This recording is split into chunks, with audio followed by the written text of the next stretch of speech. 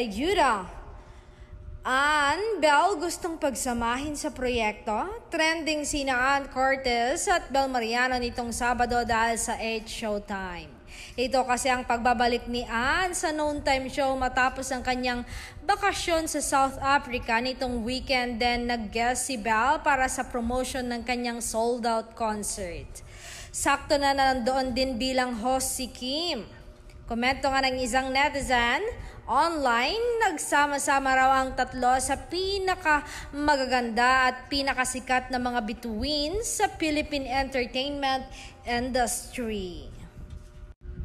The queens of their own generation, Belle Mariano, Gen Z queens, Kim Chiu, Millennial Queen, and Ann Curtis is Gen X queen and Slay Kapamilya queens. Wish ng maraming fans ni Ann at Belle na sana raw ay magsama sa isang serye or pelikula ang dalawang reyna. Obvious daw na like nila ang isa't isa, may chemistry nga raw ang dalawang aktres at for sure na big hit ang proyektong pagsasamahan nila.